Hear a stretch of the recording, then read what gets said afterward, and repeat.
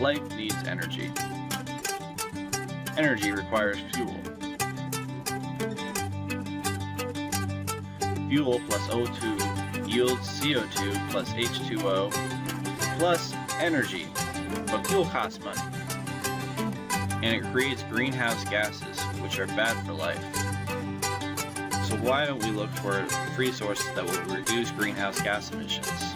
Food waste is free. By some estimates, Americans currently waste 40% of the food that they produce. Speaking of waste,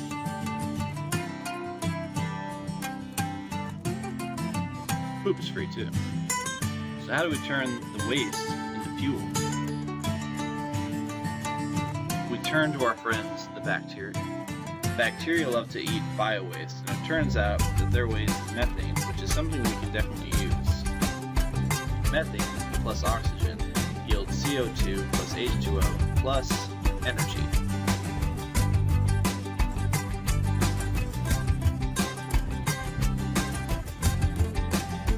So we put the waste in a device called a biodigester along with some bacteria, where they go to work doing what they do best.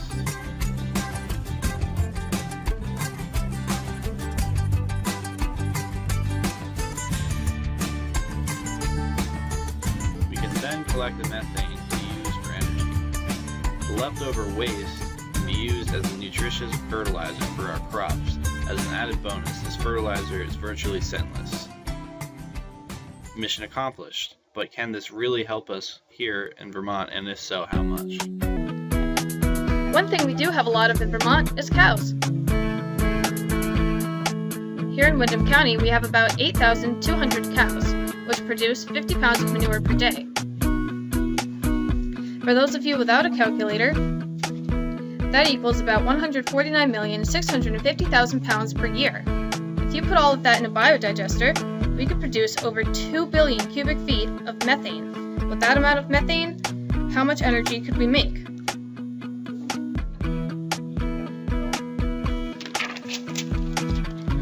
Well, 1 pound of manure can make 7,800 BTU of energy, so that equals over 1.2 billion BTU produced by the cows in Windham County each year, which can be converted to over 342 million kilowatt hours of electricity. How much is that? As of 2011, the average household used about 11,000 kilowatt hours per year. There are about 10,000 families living in Brattleboro and the surrounding area. With 342 million kilowatt hours produced by Windham County's cows, we could power the houses in Brattleboro and the surrounding area for about 3 years. Good job, cows! Are there any biodigesters in Windham County? If so, where and what are they used for? Windham County at the Goodell Farm in Westminster, they have an anaerobic digester that's running off manure. Brattleboro wastewater treatment plant, which has an anaerobic digester to digest the leftover biosolids or sewage sludge, and that's making electricity also. Are there any future plans for biogas? There are some studies that have been done. I would say that Windham Solid Waste Management District has probably done the most work in that area. We had a graduate student project from Marlborough College Graduate School last year do a feasibility study of digesting food waste.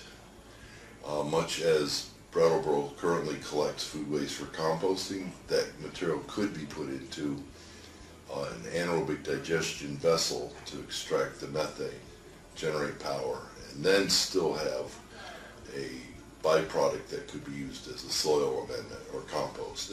I believe there are some other companies in the region that have looked at biogas from their leftover materials. One is Commonwealth Dairy that makes the Greek yogurt,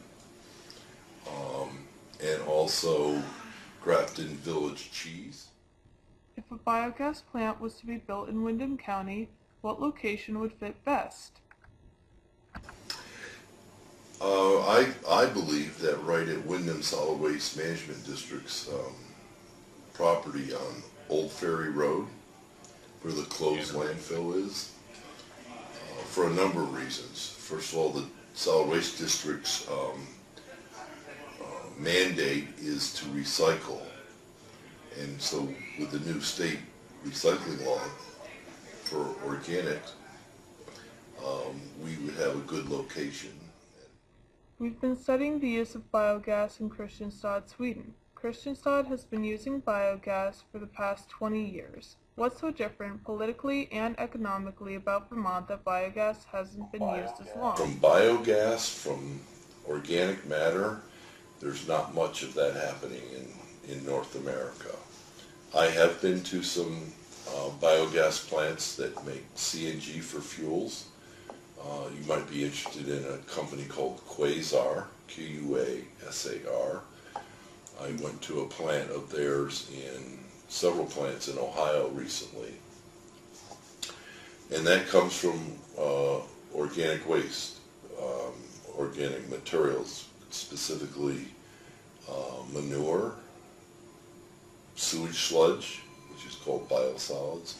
In Europe, through the European Union, they set some very aggressive recycling standards quite a few years ago. So they were mandating organics and creating a market for it. So the technology's proven, it's happening. It's just that we've had less expensive landfill disposal rates here in North America. We've had large landfills that are open for many decades. But that's changing, just like in Vermont. So Vermont is the first state in the United States to require that food waste be separated by residents. And that'll start in 2020. But starting next year, large generators, like supermarkets or hospitals or colleges, that produce about 2 tons a week, have to start separating it and recycling. It will happen in Vermont. What about using biogas as fuel for transportation? Okay, that's called compressed natural gas. In the industry we say CNG, compressed natural gas, which exists already. There's compressed natural gas in Vermont right now for vehicles, but it's piped in natural gas from fracking and oil sources, shale. So you can compress that and put it in tanks and power motor vehicles with it. And there's bus fleets, truck fleets. Casella Waste, which is a big waste hauler in Vermont, is converting much of their fleet.